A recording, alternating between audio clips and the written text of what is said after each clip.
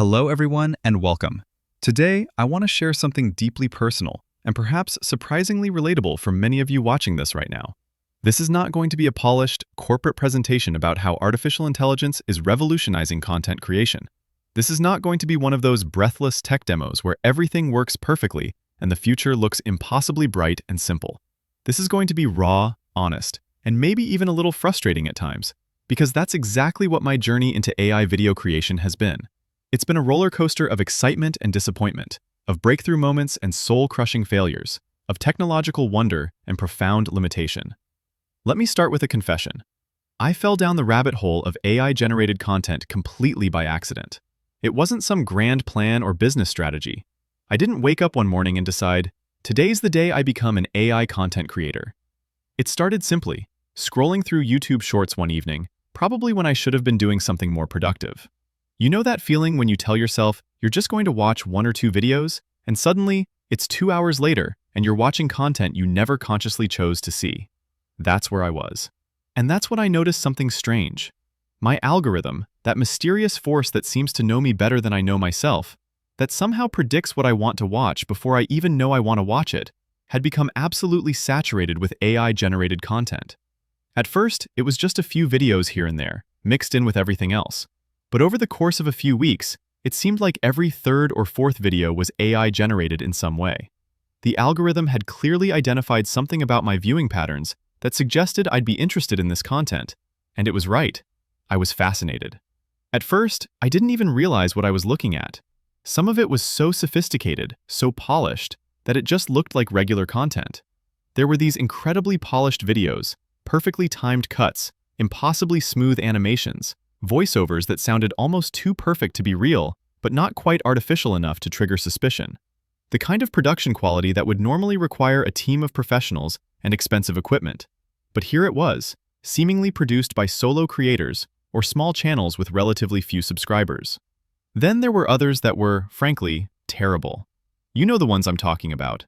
The uncanny valley stuff that makes your skin crawl just a little bit. Faces that don't quite move right, where the expressions seem slightly off time or the features don't quite align properly. Hands with too many fingers, or fingers that bend in ways that make you physically uncomfortable, or that just disappear into weird amorphous blobs when they move. Text-to-speech voices that sound like they're having an existential crisis mid-sentence, with bizarre emphasis on the wrong syllables and pauses in places where no human would ever pause. Backgrounds that shift and morph in disturbing ways, where architectural features don't maintain their geometry from frame to frame. But here's what fascinated me more than anything: the range. The sheer spectrum of quality was astounding. It wasn't like traditional content where there's good stuff and bad stuff, and most things fall somewhere in the middle. With AI-generated content, the distribution was completely different. On one end, you had content that I genuinely could not distinguish from human-created work. Professional-grade animations that would have taken teams of artists weeks to produce. Coherent narratives with genuine emotional depth. Perfect pacing that demonstrated real understanding of rhythm and timing. Visual effects that rivaled Hollywood productions. On the other end, you had what I can only describe as digital fever dreams. Bizarre, glitchy, sometimes accidentally hilarious attempts at creating something coherent. Videos where the premise made sense, but the execution was completely wrong. Characters whose features melted and reformed between shots. Scenes where the physics of the world seemed to change randomly. Audio that technically matched the visuals, but felt profoundly wrong in ways that were hard to articulate. This contrast intrigued me more than it probably should have. I'm the kind of person who, when they see something interesting, needs to understand how it works. I can't just appreciate something from a distance. I need to get my hands dirty. I need to understand the mechanisms, the processes, the techniques. I need to fail at it myself before I can truly appreciate what others are doing. It's a compulsion, really. I see a magic trick, I need to know how it's done. I eat a delicious meal, I need to try to recreate it. I hear a great song, I want to understand the music theory behind why it works. So when I saw this explosion of AI-generated content with its wild variations in quality and approach, I thought, how hard could this be? If some random account with 3 subscribers and a generic name can pump out AI videos that get millions of views, surely I can figure this out. I had watched hundreds, maybe thousands of these videos by this point. I felt like I understood the patterns, the techniques, the aesthetic choices that worked and didn't work. I thought I had cracked the code just by being an observant consumer. Oh, how naive I was. How spectacularly, almost comically naive. Let me set the scene for you. This was my starting point. I had watched hundreds, maybe thousands, of AI-generated shorts. I had seen the absolute best and the absolute worst. I had developed opinions, strong, confident opinions, about what worked and what didn't. I could watch an AI-generated video and immediately identify its weaknesses, the telltale signs of artificial generation, the places where the creator had cut corners or failed to achieve their vision. I thought I understood the medium. I thought I had cracked the code just by being an observant consumer. The same way you might think you understand filmmaking after watching a few hundred movies, or think you can cook after watching enough cooking shows. I had this complete, fully formed vision in my head of the kind of content I wanted to create. I could see it clearly. The style, a kind of modern, sleek aesthetic with just a touch of surrealism. The pacing, fast enough to maintain attention, but not so frenetic that it became exhausting. The narrative structure, clear storytelling with beginning, middle, and end, but with enough unexpected moments to keep things interesting. Even the specific visual aesthetic was clear in my imagination. Particular color palettes, specific types of camera movements, certain ways of transitioning between scenes. It was all there, crystal clear, like watching a movie in my mind. So I dove in with the confidence of someone who has absolutely no idea what they're getting into. I started researching tools, platforms, AI models, and immediately I was overwhelmed. The landscape was vast and confusing. There were dozens, maybe hundreds of options, each promising to be the revolutionary tool that would make content creation effortless. Text-to-video generators, AI animation tools, automated editing software, voice cloning platforms, script generators, thumbnail creators, music generators, sound effect libraries, style transfer tools, upscaling services. The list went on and on. Every day, it seemed like a new tool was launching, each claiming to be better than the last, each with its own learning curve, pricing model, and limitations. Some were subscription-based, some used credit systems, some had free tiers with watermarks, some required powerful hardware to run locally. Some specialized in one specific thing and did it well. Others tried to do everything and were mediocre at all of it. Some had extensive documentation and tutorials. Others seemed to assume you already knew what you were doing. I started with the most popular platforms. You know the ones. The tools that get mentioned in every AI content creation tutorial video. The ones that sponsor YouTubers. The ones with the slick marketing websites promising to revolutionize your creative workflow. I read documentation that ranged from comprehensive to nearly non-existent. I watched tutorials that ranged from genuinely helpful to completely outdated because the software had been updated 3 times since the video was made. I joined Discord communities full of other creators experimenting with the same technology. These communities were fascinating.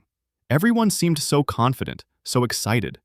The channels were full of people sharing their successes, their breakthroughs, their perfectly executed AI-generated masterpieces. People were posting animations that looked like they came from professional studios, voice clones that were indistinguishable from the original speakers, videos that seemed to capture exactly what they were going for. And they all made it sound so easy, like these results just flowed naturally from the tools once you understood the basic principles. I felt ready. I had done my research, I had my vision, I had my tools, I had examples of what success looked like. I had read the documentation, watched the tutorials, studied the examples. What could possibly go wrong? Everything. Everything could go wrong, and much of it did. My first attempts were humbling, to put it mildly. Actually, humbling might be too gentle a word. They were humiliating. They were the kind of failures that made me question whether I had fundamentally misunderstood something basic about how this all worked. Remember that crystal clear vision I had in my head? The one that was going to translate seamlessly into stunning AI-generated content? Well, the AI had other plans. Very different plans. Plans that bore almost no resemblance to what I was trying to achieve. Apparently, what seems obvious and straightforward to a human creative mind is actually an impossibly complex set of instructions when you're trying to communicate it to an artificial intelligence system. The gap between human intention and AI interpretation turned out to be enormous, a vast chasm filled with misunderstanding and miscommunication. The first major lesson hit me almost immediately, within the first hour of actually trying to create something. AI doesn't understand context the way we do, not even close. When I would describe a scene, something that, in my mind, was perfectly clear, unambiguous, specific, the AI would interpret it in the most literal, often bizarre way possible. It was like playing a game of telephone with someone who had never experienced human culture or physical reality. I would ask for something simple, a person looking contemplatively out a window at a rainy city. In my mind, this conjured a very specific image, a person in profile or three-quarter view, face thoughtful, perhaps slightly melancholic. A window with rain running down the glass, creating those characteristic rivulet patterns. Beyond the window, a cityscape, buildings, maybe some lights reflecting off wet streets, the general atmosphere of a rainy, urban environment. It's a classic scene, something you've seen in 1,000 movies and TV shows and photographs. What I got was not that, not even close to that. I got a person with 3 eyes, their face oriented in an impossible direction, staring at a window that was somehow both inside and outside simultaneously, existing in a kind of spatial paradox that hurt to look at. The rain was falling upward, defying gravity in a way that wasn't artistic or surreal, but just wrong. And the city looked like it was designed by someone who had never actually seen a city, but had heard one described poorly by someone else who had also never seen a city. Buildings floated at random angles, streets curved impossibly. The proportions were all wrong in ways that created a sense of deep unease. It was frustrating, certainly, but it was also oddly fascinating. I was learning something profound about the difference between human intelligence and artificial intelligence. I was discovering that there was a massive gap between human creative intuition and machine interpretation, and that gap was filled with assumptions and implicit knowledge that I hadn't even realized I was using. We humans operate on layers and layers of implicit understanding. We have cultural context. We know what cities look like because we've seen them, or at least seen thousands of images of them. We have physical intuition. We understand gravity. We understand how materials behave. We understand spatial relationships. We have emotional intelligence. We understand what contemplative looks like on a human face, what kind of pose and expression conveys that mood. We don't think about the fact that windows are typically vertical rectangles set into walls. We don't consciously note that rain falls downward due to gravity. We don't remind ourselves that people generally have 2 eyes arranged horizontally on their faces. We just know these things automatically, so deeply and fundamentally that we don't even recognize them as knowledge. But AI doesn't know anything automatically. It doesn't have experiences or intuitions. It has training data, billions of images and captions that it has analyzed to find statistical patterns. It knows that certain pixels often appear near certain other pixels.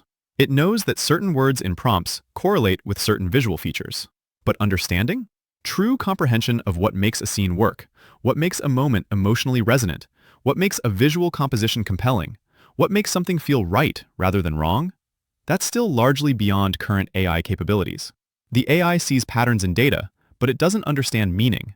It can generate an image tagged as rain without understanding that rain is water falling from the sky due to gravity. It can create something labeled as contemplative without understanding what contemplation feels like or how it manifests in human body language and facial expressions. It's pattern matching without comprehension. And that fundamental limitation shows up in countless subtle and not so subtle ways. So I adapted. I had to learn an entirely new way of communicating. I started breaking down my requests into smaller, more explicit components. Instead of describing a scene holistically, the way you might describe it to another human, I would describe individual elements with almost painful specificity. Instead of assuming the AI understood basic physical laws, I would specify them explicitly.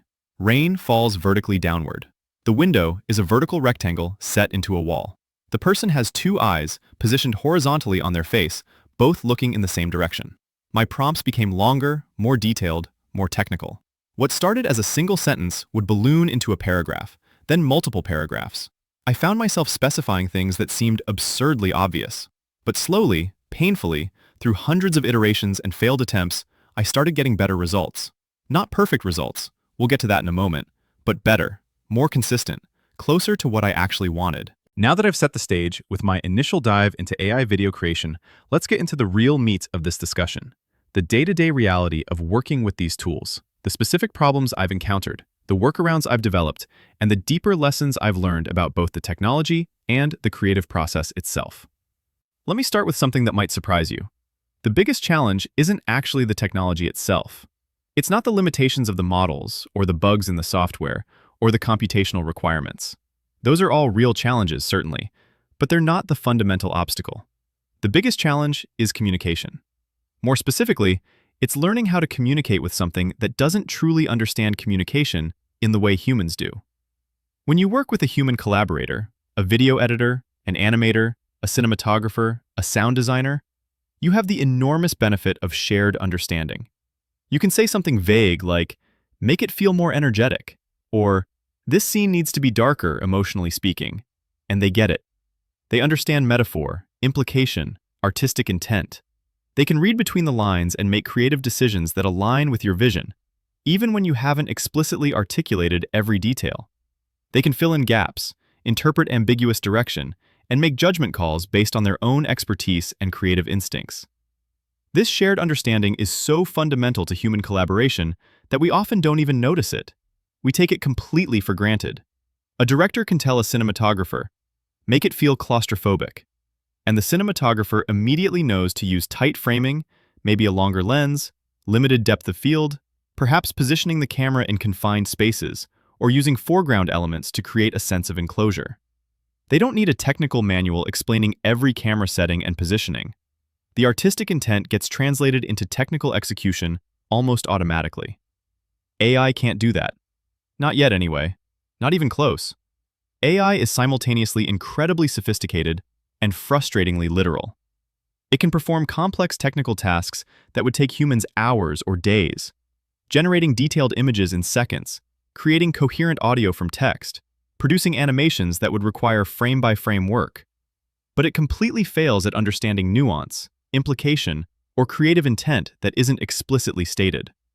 This creates a weird paradox that defines the entire experience of working with AI creative tools. You need to be extremely specific and technical in your instructions, specifying details that would seem absurdly obvious to any human collaborator. But you also need to understand the artistic principles well enough to know what specific instructions to give. You need to be able to break down your creative vision into explicit, technical components, while still maintaining that creative vision in your mind. It's like trying to direct a film by writing explicit instructions for every single camera movement, lighting setup, and actor expression, without being able to just show someone what you mean or rely on their professional expertise to fill in the gaps. Imagine having to write, "Camera positioned at eye level, 3 feet from subject, using a 50mm lens at f2.8. Subject centered in frame. Soft key light from left at 45 degrees for every single shot." And that's just the camera work. You'd need similar detail for everything else. I learned this the hard way through countless iterations of failed attempts. Let me give you a specific example that really drove this lesson home, one that consumed several days of my life and taught me more about AI's limitations than any tutorial or documentation could have. I was working on a short video that required a character to show a progression of emotions, starting neutral, then surprised, then thoughtful, then determined. In my head, this was a simple sequence, conceptually straightforward. Any actor could perform this progression in a single take. Any animator could storyboard this in minutes. It's basic visual storytelling, the kind of thing you see hundreds of times in any movie or TV show. A character reacts to information, processes it, and resolves to take action. Simple, right? But with AI, this seemingly simple request became a multi-day nightmare that tested my patience and sanity in equal measure. The first issue, which I mentioned earlier, was getting the same character to appear consistently across 4 different emotional states. As I've mentioned before, consistency is AI's kryptonite. Its absolute weakness, the thing that breaks down faster than anything else. Each generation, even when I used the exact same prompt with only the emotional descriptor changed, gave me what looked like a completely different person. Different face structure, different skin tone, different hair color and style, different age, different build, different everything. I tried everything I could think of. I used reference images, uploading the first generation and trying to get subsequent generations to match it. That helped a little, but the results were still inconsistent in frustrating ways. Maybe the face structure would be similar, but the hair completely different. Or the overall look would be close, but the lighting and pose so different that it looked like a different person. I provided detailed descriptions of physical features, paragraph-long specifications of every visible characteristic. That helped too, but AI has a weird tendency to latch onto some details and completely ignore others, often in unpredictable ways. I tried using the same seed value across generations, which is supposed to help with consistency. It did, sort of, but not enough. The faces were more similar, but still different enough to be distracting. I experimented with different models and tools, thinking maybe one would be better at consistency than others. Some were marginally better, but none were good enough for what I needed. I spent hours in various Discord communities asking for advice, reading through thousands of messages to see if anyone had solved this problem. The responses ranged from, yeah, that's just a limitation you have to work around, to elaborate multi-step workflows involving multiple tools, post-processing, and manual editing that seemed to defeat the entire purpose of using AI in the first place. Eventually, I pieced together a solution using multiple tools, generation tricks I'd learned from the community, and considerable post-processing work. I generated dozens of versions of each emotional state, curated the ones that looked most similar to each other, used editing software to manually adjust lighting and color to make them more consistent, and ultimately created a sequence that worked well enough. The process probably took more time than just hiring an actual actor and animator would have taken, and cost more too when you factor in all the compute credits I used for those dozens of generation attempts. And here's the kicker, the really frustrating part. The final result was okay. Not great, not terrible, just okay. It worked well enough that most viewers probably wouldn't notice the inconsistencies, especially in a short-form video where things move quickly. But it didn't match the vision I had in my head. It was a compromise, one of many I've had to make in this process. And every time I look at it, I see all the little inconsistencies, all the places where I had to settle for good enough instead of right. This experience taught me something crucial about the current state of AI content creation. It's incredibly powerful for certain specific use cases, but remarkably limited for others. Understanding which is which, really deeply understanding the boundaries between what AI can and can't do, is key to not wasting enormous amounts of time and energy on approaches that are doomed to fail or require unreasonable amounts of effort. Through extensive trial and error, I've developed a mental model of where AI excels and where it struggles. AI excels at single image generation where consistency isn't required, style transfer and artistic filtering, certain types of animation, particularly abstract or stylized work, where perfect realism isn't expected, voice cloning and speech synthesis, which has gotten remarkably good, background music generation that matches mood specifications, color grading and color correction of existing footage, and automated editing of existing footage based on beat detection or content analysis. These tasks it can do remarkably well, often with results that match or exceed professional human work. A solo creator with AI tools can now achieve things that would have required expensive specialists just a few years ago. Voice work that would have required hiring voice actors and booking studio time. Music that would have required commissioning a composer. Color grading that would have required a colorist with years of experience and expensive software. But AI struggles with narrative consistency across multiple generations, complex scene composition involving multiple interacting elements, understanding spatial relationships and physics, maintaining character consistency across different poses, expressions, and lighting conditions, interpreting abstract creative direction, understanding context and subtext, and anything requiring true artistic judgment or emotional intelligence. When you push AI into these struggling areas, you don't just get mediocre results. You often get complete failures that require so much correction and adjustment that using traditional methods would have been faster and easier. Knowing these boundaries has completely changed how I approach projects. I no longer try to create everything with AI. That was my initial mistake, thinking that because AI can do many things, I should use it for everything. Instead, I now use it strategically for the things it's genuinely good at, and I handle the rest through traditional methods, or by creatively working around the limitations. It's about playing to strengths and avoiding weaknesses, the same way you would when working with any tool or team member. Another major lesson that took me a while to fully internalize. AI is not actually a time saver for complex projects, at least not yet. And maybe not ever for certain types of work. This might sound counterintuitive, given all the marketing around AI efficiency, all the promises about automating tedious work and speeding up creative processes. But it's true, at least in my experience. Yes, AI can generate a piece of content in seconds. That part is true and genuinely impressive. You can get a result almost instantaneously. But getting the right content, the content that actually matches your vision, the content that's good enough to actually use, that often requires dozens or hundreds of generations, each requiring careful prompt refinement, each taking time to generate, review, and evaluate.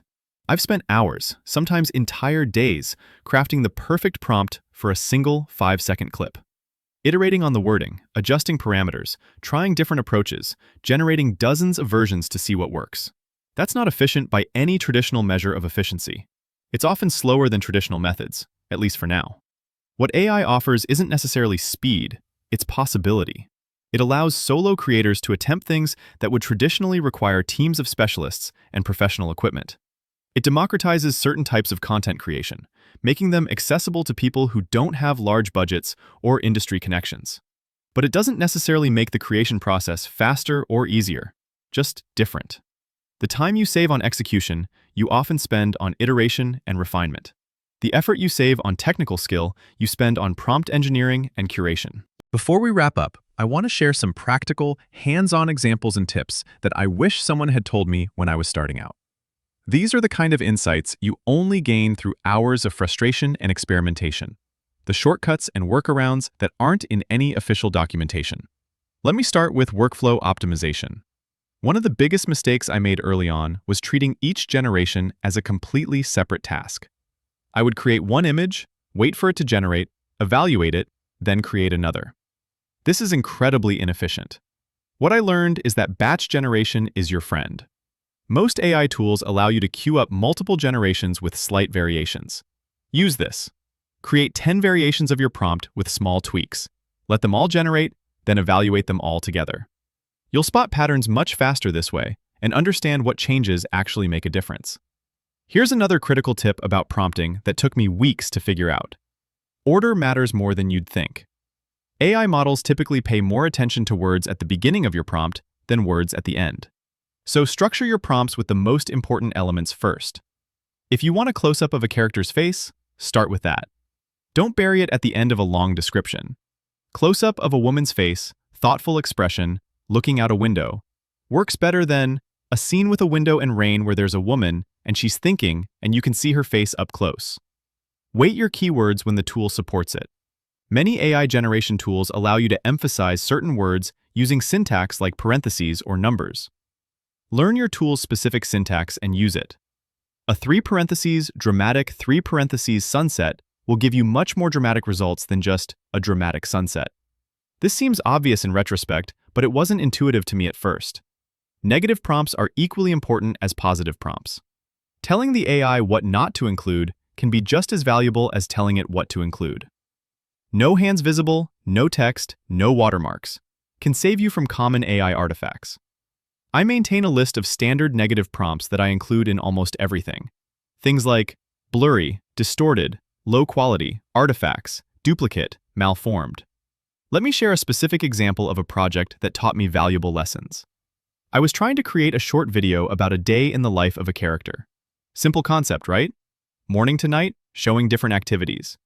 The traditional approach would be to generate each scene separately and try to maintain character consistency across all of them. That approach failed spectacularly, as I've discussed. What eventually worked was a hybrid approach. I generated one really good image of my character, spent an hour getting this one image exactly right. Then, I used that image as a reference for every subsequent generation, but I didn't try to maintain photorealistic consistency. Instead, I leaned into a slightly stylized, illustrated look where some variation was acceptable and even added to the artistic feel. The style choice made inconsistencies feel intentional rather than like mistakes. Another example, voice work. Early on, I tried to clone my own voice for narration.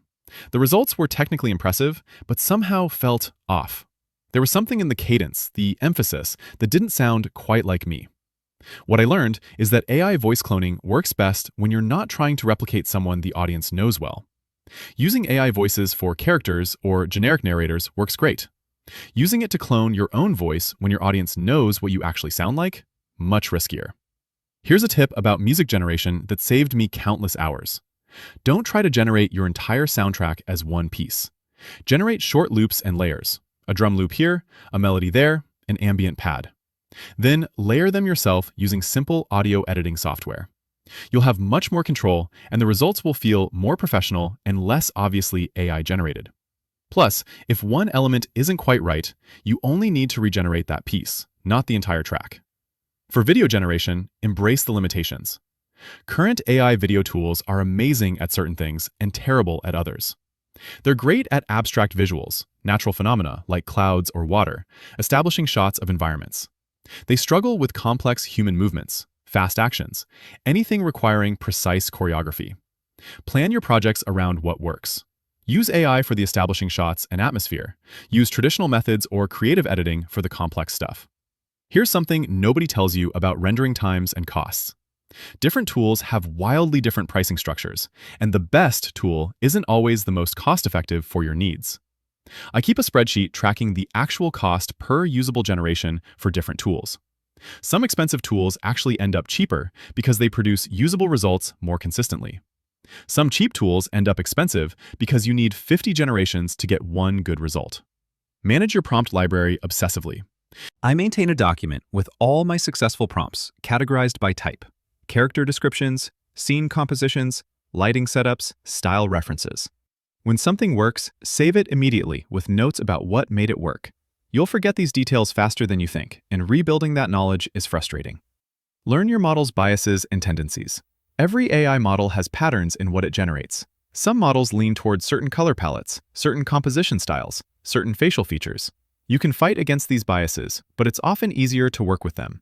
If your model loves generating blue and purple tones, maybe incorporate that into your project's aesthetic rather than fighting it.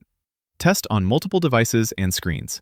AI-generated content can look very different on different displays. What looks perfect on your calibrated monitor might look terrible on a phone screen or a TV. I learned this the hard way when I spent hours perfecting color grading that looked washed out on every device except my computer. Version control is critical. When you're generating hundreds of variations, you need a system for tracking what works. I name my files with detailed descriptions and version numbers. It seems tedious, but when you need to recreate something that worked 3 weeks ago, you'll be grateful for the documentation. Here's a psychological tip. Set realistic expectations for each session. AI generation can be addictive. You always think the next generation might be the perfect one. Set a limit. I'll generate 20 versions, then pick the best one. Not, I'll keep generating until it's perfect. Perfect might not be possible, and you can waste days chasing it. Join multiple communities, not just one. Different AI creation communities have different specialties and knowledge bases. Discord servers, Reddit forums, Twitter groups, each has valuable information the others don't. Cross-pollinate your knowledge. Keep a failure journal. This sounds depressing, but it's incredibly valuable. When something doesn't work, write down what you tried and why it failed. You'll start seeing patterns in your failures that help you avoid similar problems in the future.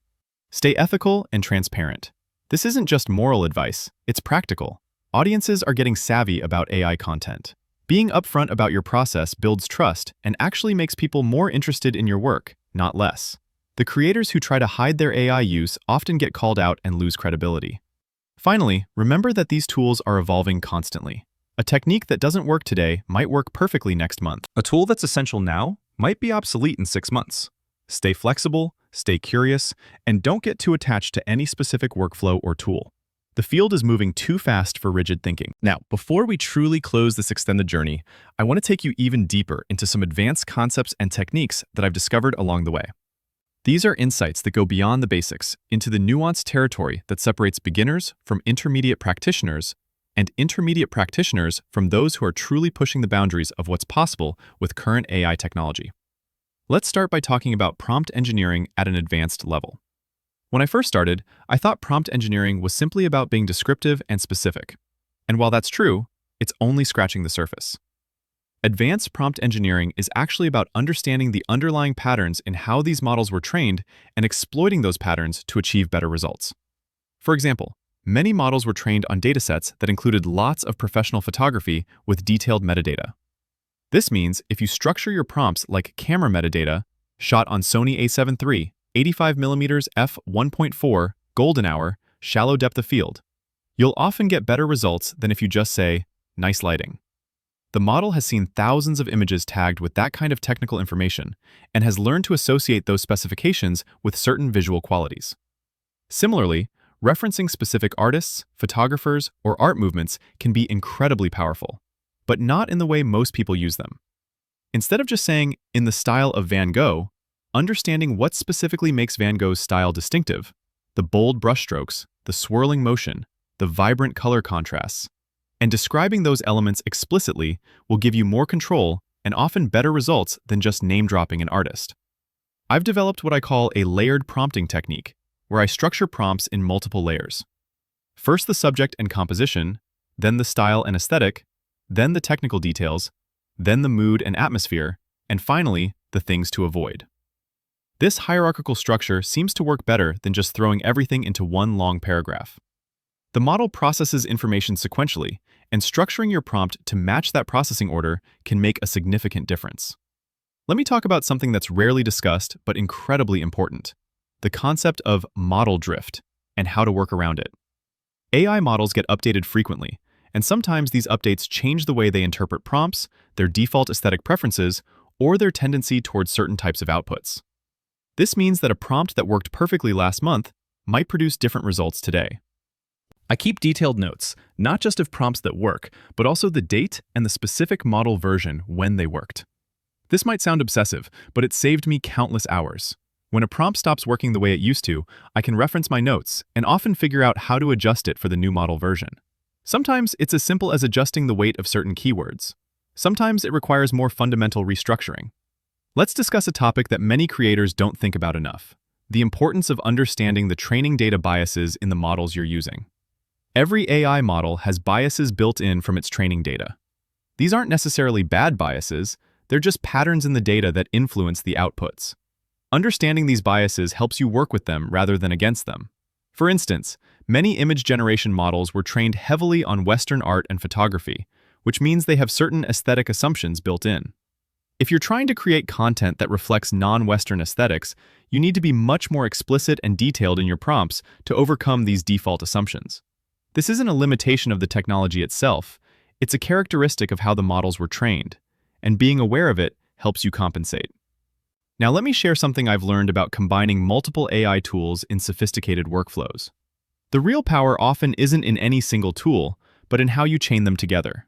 For example, I have a workflow for creating consistent character animations that involves 4 different tools: one for initial character generation, one for style transfer to make it more consistent, one for animation, and one for post-processing. Each tool does what it's best at, and the combination produces results that no single tool could achieve alone. But here's the critical insight: the order matters tremendously. I've experimented with different sequences of the same tools and gotten wildly different results.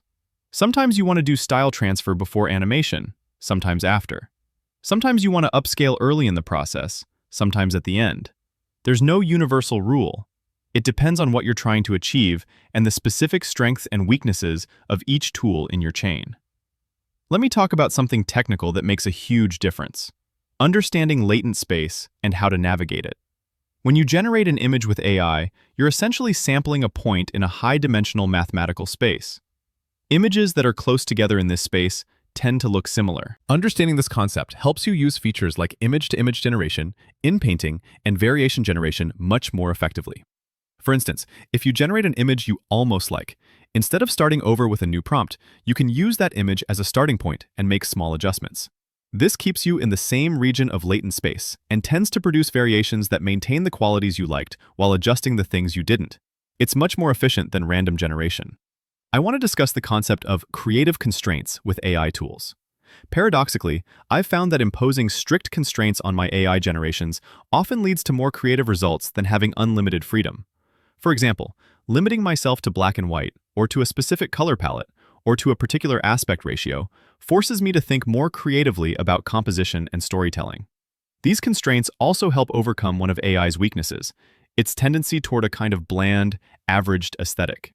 Because AI is trained on vast amounts of data, it tends toward the statistically common. Imposing unusual constraints pushes it away from that averaged middle ground into more distinctive territory. Let me share some thoughts on the economics of AI content creation that most people don't talk about.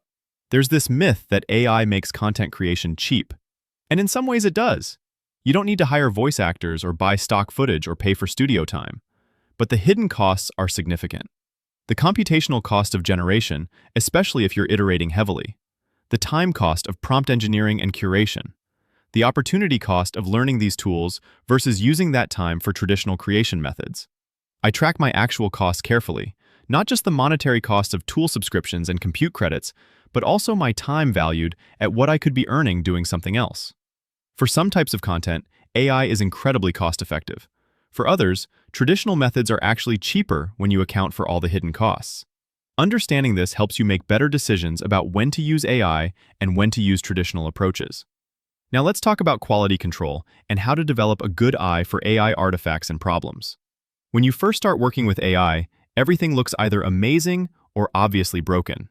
But as you develop more experience, you start noticing subtler issues: the slightly wrong shadows, the inconsistent lighting directions, the anatomical impossibilities that aren't immediately obvious, the telltale patterns in textures that reveal AI generation. Developing this eye is crucial because these subtle issues are what separate amateur-looking AI content from professional quality work. I spend time specifically studying AI-generated content to identify these patterns. I look at both successful and unsuccessful examples and try to understand what makes the difference. This has made me much better at both generating better initial results and knowing what to fix in post-processing. Let me discuss something philosophical: the question of creative ownership and authenticity in AI creation. This is something I've wrestled with throughout this journey. When I create something with AI, is it really my creation? What does authorship even mean in this context? I've come to think of it this way. AI is a collaborator, but a very specific kind of collaborator. It's like working with an incredibly skilled but completely literal and context-free assistant. You have to provide all the creative vision, all the judgment, all the understanding of what you're trying to communicate and why. The AI provides execution capabilities that would be difficult or impossible for you to achieve alone. The creative work is still fundamentally yours: the ideas, the vision, the curation, the decisions about what works and what doesn't. But I also think it's important to be honest about this collaboration. I don't claim to have personally painted images that AI generated from my prompts, any more than a director claims to have personally performed all the acting, cinematography, and editing in their films. It's a collaborative process, and being transparent about that doesn't diminish the creative work involved. Let me share some thoughts on the future trajectory of these technologies and how I'm preparing for it.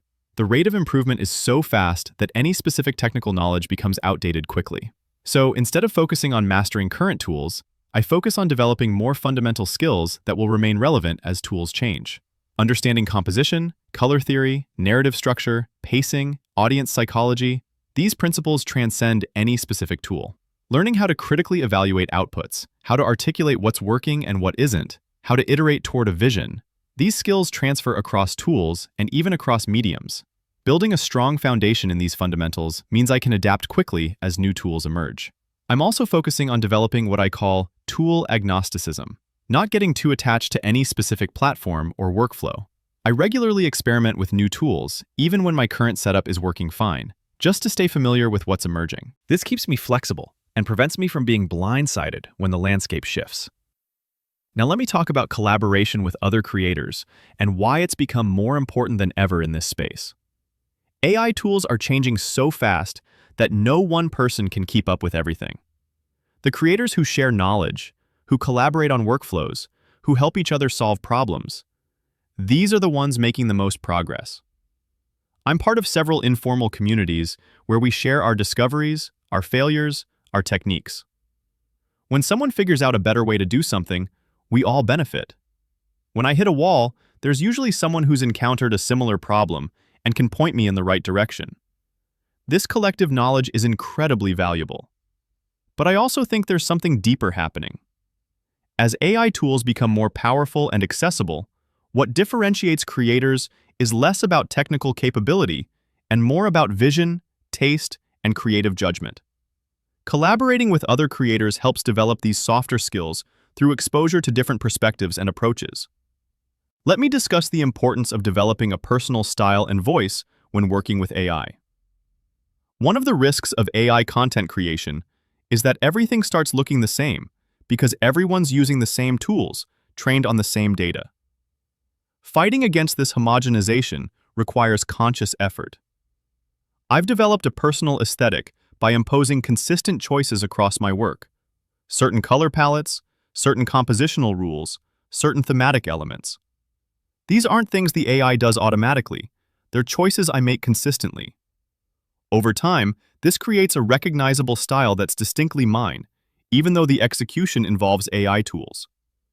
This is similar to how photographers develop personal styles, not through the camera they use, but through consistent choices about what to photograph, how to frame it, how to light it, how to process it. The tool is just the tool. The style comes from the artist's choices. Now let's talk about the ethical dimensions that I think about constantly. As these tools become more powerful, the potential for misuse grows. Deepfakes, misinformation, unauthorized use of people's likenesses or voices, copyright issues around training data. These are real concerns that everyone working in this space needs to take seriously. I have personal rules I follow. I don't create content intended to deceive. I'm transparent about my use of AI tools. I don't use people's likenesses without permission. I'm thoughtful about the potential impacts of what I create. These aren't just moral guidelines, they're practical ones. As audiences become more sophisticated about AI content, creators who build trust through ethical practices will have an advantage. I also think about the broader societal impacts. As AI tools make certain types of content creation more accessible, what happens to professional creators who previously had monopolies on those skills? How do we build a sustainable creative economy in a world where AI can generate vast amounts of content? These aren't questions I can answer, but they're questions I think about. Let me share some thoughts on maintaining creativity and avoiding burnout in this space. Working with AI tools can be incredibly frustrating. The gap between what you envision and what you can achieve, the endless iterations, the technical problems, it can be exhausting. I've had to develop strategies to maintain my enthusiasm and creativity. One key strategy is to switch between different types of projects. When I'm frustrated with one thing, I work on something completely different. This prevents me from getting stuck in unproductive loops and keeps the work feeling fresh. I also make sure to spend time consuming creative work from other people, in fields completely unrelated to what I'm doing. This provides inspiration and prevents tunnel vision. I also think it's important to celebrate small victories and not get too focused on perfection. When something works well, even if it's not exactly what I envisioned, I appreciate it. This positive reinforcement helps maintain motivation through the inevitable frustrations. Now, let me talk about measuring success and setting realistic goals in this space. Early on, I had unrealistic expectations about what I could achieve and how quickly. This led to a lot of frustration and disappointment. I've since learned to set more measured goals and to define success more realistically. Instead of aiming for perfection, I aim for good enough to achieve the purpose. Instead of comparing my work to the absolute best examples I've seen online, which often took far more time and resources than I realize, I compare my current work to my previous work. Am I improving? Am I learning? Am I developing my skills and understanding? Those are better measures of success than trying to match some idealized standard. I also track my progress systematically. I keep a portfolio of my work over time so I can see how I've improved. I note what I learned from each project. This helps me see progress that might not be obvious day to day, but becomes clear over months. Let me discuss the importance of understanding the business side if you're trying to make a living from AI content creation. The technical and creative skills are only part of the equation. Understanding markets, audiences, monetization, marketing, networking, these are equally important. I spend time analyzing what types of AI-generated content are actually successful in the marketplace. Not what I think should be successful or what impresses other creators, but what actually resonates with audiences and generates revenue. Sometimes these are very different things. Understanding this gap helps make strategic decisions about what to create and how to position it. Finally, let me share my overall philosophy that's emerged from this entire journey. AI tools are powerful amplifiers. They amplify your creative vision if you have one. They amplify your technical skills if you develop them. They amplify your understanding of your audience if you cultivate it. But they don't replace any of these things. They make the skilled more powerful, but they don't make the unskilled into experts.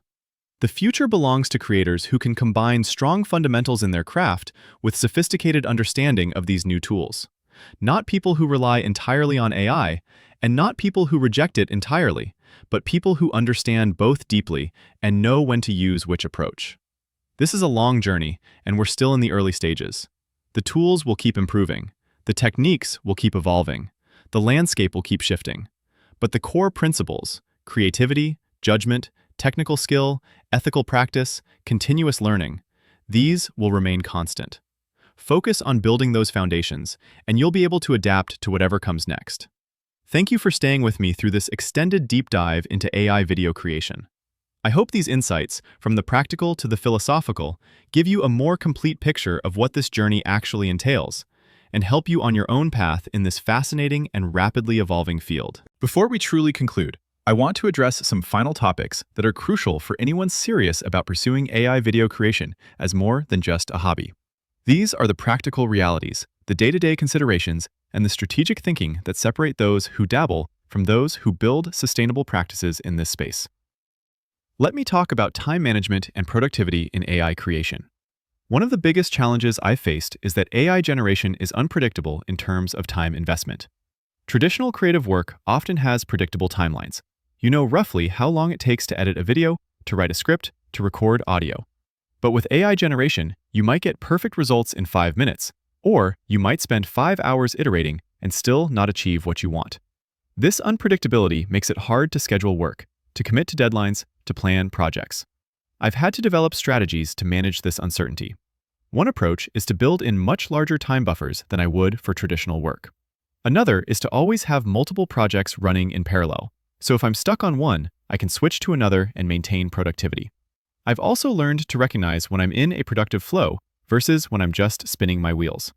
There's a point in iteration where you stop making meaningful progress and you're just trying random variations, hoping something will work. Learning to recognize this point and knowing when to step away, try a completely different approach, or even abandon an idea entirely has been crucial for maintaining productivity. Let me discuss the importance of building systems and processes rather than relying on inspiration. When I first started, every project felt like starting from scratch. I'd approach each one fresh, figuring out the workflow as I went. This was incredibly inefficient. Now, I have documented processes for different types of projects. Not rigid formulas, but flexible frameworks that provide structure while still allowing for creativity. For example, I have a standard process for character creation that involves specific steps in a specific order with checkpoints along the way. This doesn't constrain creativity. It actually enables it by taking care of the routine decisions, so I can focus mental energy on the creative ones. Having these systems means I can work efficiently, even when I'm not feeling particularly inspired. Let me share some thoughts on building a portfolio and documenting your work. In traditional creative fields, your portfolio is a selection of your best work. With AI creation, I think your portfolio should also include your process. Show the iterations, the failures, the evolution of an idea from concept to final result. This demonstrates understanding and skill in a way that just showing polished final outputs doesn't. I maintain detailed case studies of significant projects, what I was trying to achieve, what approaches I tried, what worked, what didn't, what I learned. These case studies serve multiple purposes. They help me learn from my experiences. They demonstrate my process to potential clients or collaborators. They contribute to the broader community knowledge. And they serve as a reference when I encounter similar challenges in the future. Now, let's talk about networking and community building in this space. The AI creation community is still relatively small and interconnected. Building relationships with other creators, with tool developers, with people in adjacent fields has been incredibly valuable. These connections lead to collaborations, to early access to new tools, to opportunities that wouldn't exist otherwise. But networking in this space is different from traditional creative networking. Because the tools are changing so fast, the most valuable relationships are with people who are also actively experimenting and learning. The community is less hierarchical than traditional creative fields. Someone who started last month might discover a technique that helps someone who's been in the space for years. This creates a culture of mutual learning and support that I find really valuable. Let me discuss the importance of personal branding and positioning in this emerging field. As AI tools become more accessible, what makes you valuable isn't just your ability to use the tools. It's your unique perspective, your specific expertise, your particular style. Developing and communicating what makes your approach unique is crucial for standing out. I've spent time thinking about what differentiates my work. Is it a particular aesthetic? A specific niche or subject matter? A unique combination of skills? A particular philosophical approach? Understanding and being able to articulate this helps in everything from marketing yourself to making strategic decisions about what projects to pursue. Now let me talk about something practical that many creators overlook: the importance of proper file management and organization. When you're generating hundreds or thousands of assets for projects, organization becomes critical.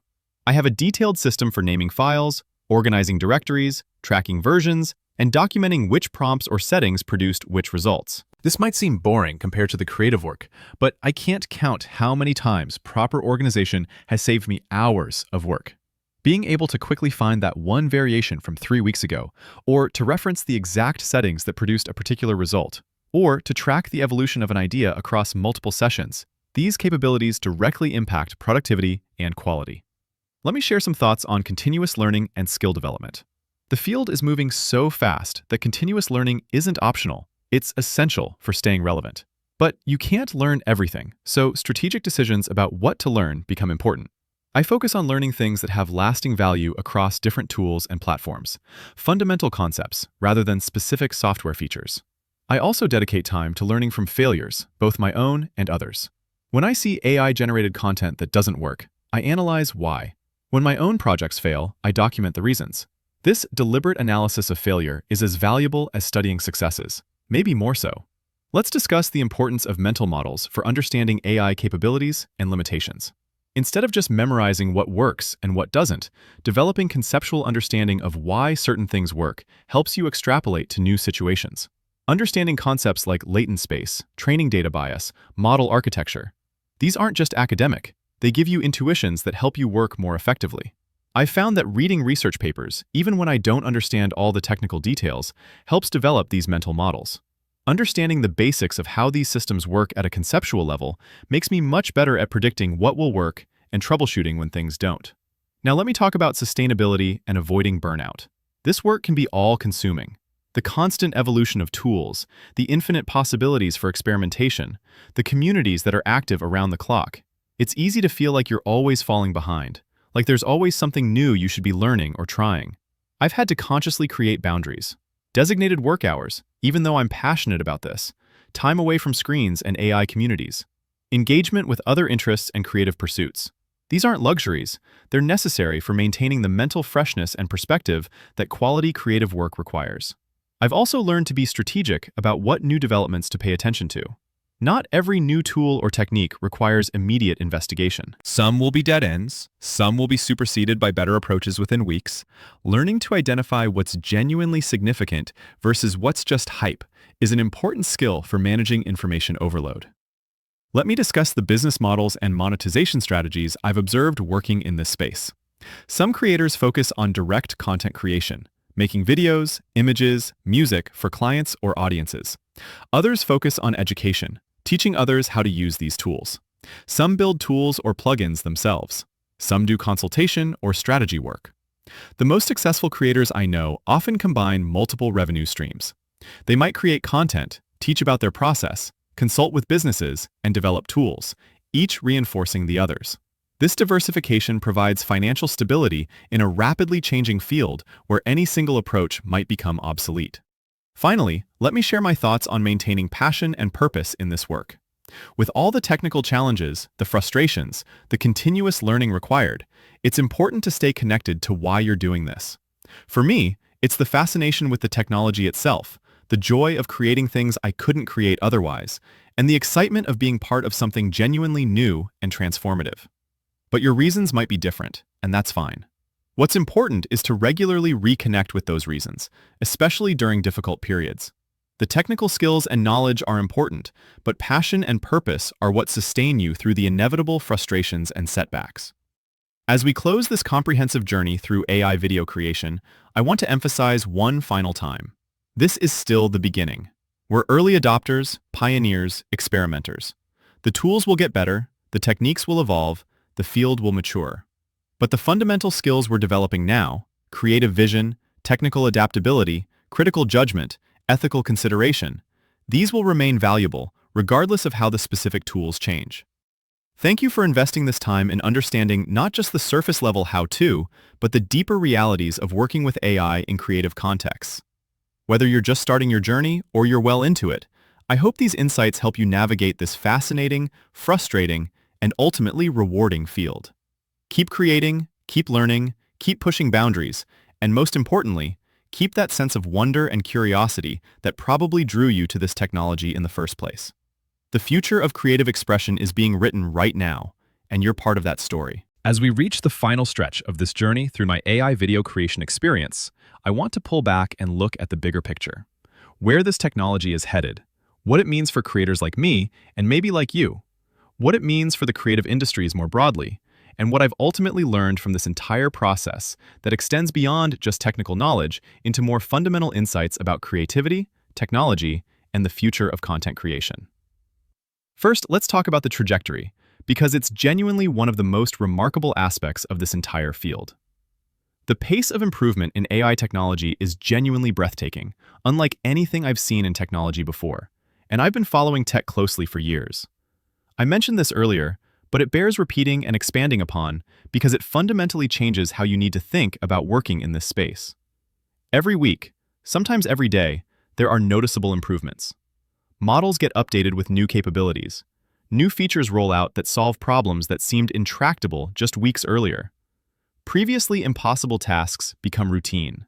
The impossible becomes difficult, the difficult becomes easy, and the cycle continues accelerating.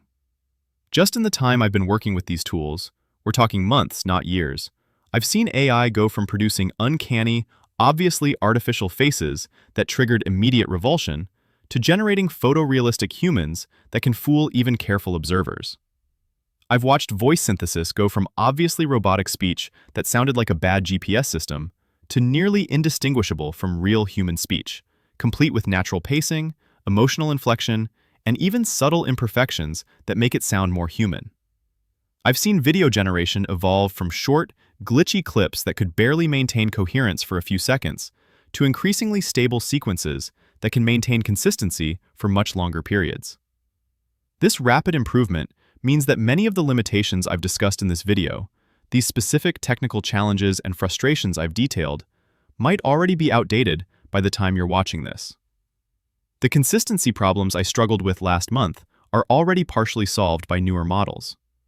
The understanding gaps are narrowing as training datasets improve and model architectures advance.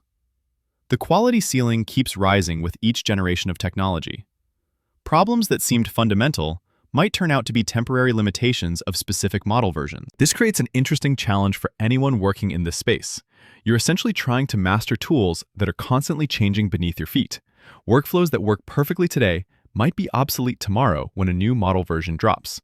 Best practices need to be continuously updated as capabilities expand and change. Tutorials and documentation are constantly becoming outdated. The ground is perpetually shifting, and you need to be comfortable with that instability. It's exciting and exhausting in equal measure. Exciting because every few weeks you can try again at something that failed before and discover it now works. Exhausting because you can never quite settle into comfortable expertise. There's always something new to learn, some new capability to master, some new approach to try. But here's what I think won't change, at least not in the near to medium term, and possibly not ever in the fundamental sense: the need for human creative direction. AI is getting better at execution, at taking instructions and generating content that matches those instructions. But it's not getting better at deciding what should be created in the first place, or why it should be created, or what approach would be most effective. It can't identify what stories are worth telling, what emotions are worth evoking, what messages are worth communicating. It can't determine what will resonate with a specific audience, or what approach will be most effective for a particular purpose. It can't feel whether something works on an emotional level. Those decisions remain fundamentally human domains, requiring human judgment, human experience, human emotional intelligence, and human understanding of other humans. This is actually reassuring to me as a creator, and it should be reassuring to anyone worried about AI replacing human creativity. I'm not worried about AI replacing creators. I'm interested in how AI can empower creators to do things they couldn't do before. The best AI-generated content I've seen isn't created by the most advanced AI. It's created by skilled humans who know how to direct AI effectively toward their creative vision. The technology is a tool, and like any tool, its effectiveness depends entirely on the skill, judgment, and creativity of the person wielding it. Think about it like photography. When cameras became accessible to everyone, when they went from expensive professional equipment to consumer products that anyone could buy, it didn't eliminate professional photographers. It didn't make photography as an art form obsolete. What it did was democratize the tool while making the artistic eye, composition skills, and creative vision more important than ever. Anyone could take a photo with the press of a button, but not everyone could take a good photo. The technical barrier lowered. You didn't need to understand chemistry and optics and manual exposure control anymore. But the artistic barrier remained. You still needed to understand composition, lighting, timing, subject matter, emotional impact. If anything, the artistic skills became more valuable, precisely because the technical skills became more accessible. The tool became ubiquitous, which made the skill of using it well more valuable and more important. I think AI content creation is following a similar path, and we're right at the beginning of that journey. The tools will become increasingly accessible and powerful. The technical barriers will continue to lower. Things that currently require expertise will become push-button simple. But using them well will still require creativity, skill, technical knowledge, artistic judgment, and emotional intelligence. The barrier to entry will lower. More people will be able to create content that meets basic technical standards. But the barrier to excellence will remain high, possibly higher than ever. So what have I actually learned from this entire journey? What are the key takeaways that I would share with someone considering getting into AI content creation, or someone already in it who's struggling with similar challenges? Let me synthesize everything I've discussed into core lessons. First, AI is a tool, not magic. This sounds obvious, but it's easy to forget when you're surrounded by hype and marketing that makes everything sound effortless. AI is powerful, genuinely remarkably powerful, but it requires skill to use effectively. Anyone claiming it makes creation effortless, or that it will do everything for you, is either lying, selling something, or hasn't actually tried to create anything complex with it. The effort doesn't disappear, it just shifts. It moves from execution to direction, from technical skills to prompt engineering and workflow design, from physical craft to curation and judgment. Second, understanding limitations is as important as understanding capabilities, maybe more important. The creators who succeed with AI aren't the ones who assume it can do anything and try to force it into use cases where it fails. They're the ones who know exactly what it can and can't do, who understand the boundaries intimately, and who design their projects accordingly. They play to AI's strengths and route around its weaknesses. They know when to use AI and when to use traditional methods. This requires extensive experimentation and a willingness to fail repeatedly until you understand where those boundaries are. Third, patience and iteration are essential qualities for success in this field. Rarely will your first generation be exactly what you want. Rarely will your 10th be perfect either. AI creation is an iterative process that requires patience, persistence, and a willingness to experiment without getting discouraged by failures. You need to be comfortable with generating dozens or hundreds of versions, with slowly refining your approach, with making incremental progress rather than achieving perfection immediately. If you're someone who gets frustrated easily or needs immediate results, this might not be the right field for you. Fourth, the technology is evolving faster than our ability to fully master it, and that's okay. Don't get too attached to specific tools or workflows. Stay adaptable and keep learning. What works today might not work tomorrow, but what doesn't work today might work tomorrow. Maintain a learning mindset. Follow developments in the field. Be willing to throw out approaches you've invested time in when better options emerge. Flexibility and adaptability are more valuable than expertise in any specific tool. Fifth, human creativity remains irreplaceable, and that's actually the most important point of all. AI augments creativity. It doesn't replace it. The vision, the judgment, the emotional intelligence, the understanding of audience and purpose, the ability to know when something works and when it doesn't, these remain human domains. Your value as a creator isn't in your ability to execute technical tasks. It's in your creative vision, your judgment, your understanding of what makes content effective and meaningful. Those skills are more valuable than ever. Sixth, community matters enormously in this rapidly evolving field. Some of my biggest breakthroughs came from learning from other creators, sharing problems, and collaboratively solving challenges. The AI creation community is incredibly generous with knowledge, probably because everyone is figuring this out together and we all benefit from shared learning. Tap into that community, share your discoveries, ask for help, learn from others' successes and failures. You'll progress much faster than trying to figure everything out alone. Seventh, manage expectations, both your own and those of your audience. Be honest about what's AI generated. Be realistic about what's possible with current technology. Don't oversell capabilities or promise things you can't deliver. Underpromise and overdeliver rather than the reverse. This builds trust and credibility, which are more valuable than any impressive demo. Eighth, the ethics matter, and they matter more as the technology gets more powerful. As this technology becomes more capable, questions about attribution, authenticity, disclosure, consent, and responsible use become more important, not less. Think about these questions seriously, rather than dismissing them as obstacles to innovation. How should AI-generated content be labeled? What are the implications for misinformation? How do we handle copyright and training data? What consent is needed for voice cloning or likeness generation? These aren't abstract philosophical questions. They're practical concerns that affect real people. Now, let me address the question I imagine many of you have. After all these frustrations, challenges, and limitations I've described over the past hour, would I still recommend getting into AI content creation? have I just spent 70 minutes trying to talk you out of it? The answer is yes, I would still recommend it, but with important caveats and realistic expectations. If you're expecting it to be easy, you'll be disappointed. If you're looking for a shortcut that requires no skill or effort, you'll be frustrated.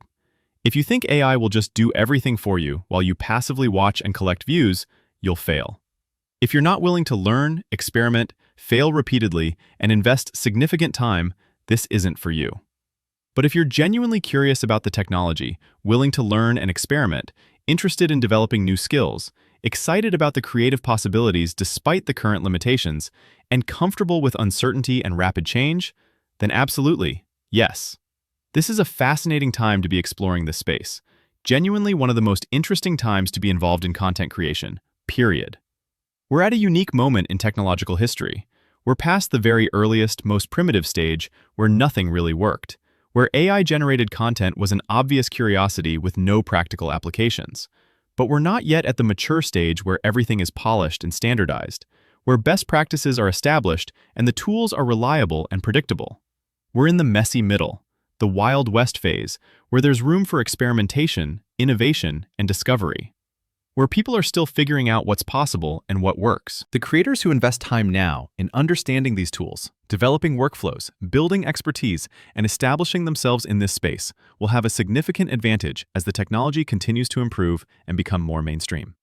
You're essentially developing fluency in a creative language that will only become more important and more valuable over time. You're building skills and knowledge that will be in increasing demand. But, and this is crucial, maybe the most important point I'll make, don't abandon traditional creative skills. Don't think that AI makes fundamental creative principles obsolete. The best AI creators I know, the ones producing the most impressive work, are people who were already skilled at video creation, storytelling, visual design, or other creative disciplines before they started using AI. They're using AI to augment existing skills, not replace skills they never developed in the first place. If you're just starting out in content creation, don't skip the fundamentals thinking that AI makes them unnecessary. Learn composition. Understand what makes a visually pleasing frame. Learn color theory. Understand how colors interact and affect emotion. Learn narrative structure. Understand how to tell a story effectively. Learn pacing and rhythm. Learn audience psychology and what makes content engaging. Learn all the core creative principles that transcend any specific tool or technology. Then, add AI to your toolkit as one more powerful option, one more set of capabilities that expands what you can do. But build on that foundation of fundamental creative understanding. The technology will change, but those principles won't. Thank you for watching. Keep creating, keep experimenting, and keep pushing forward.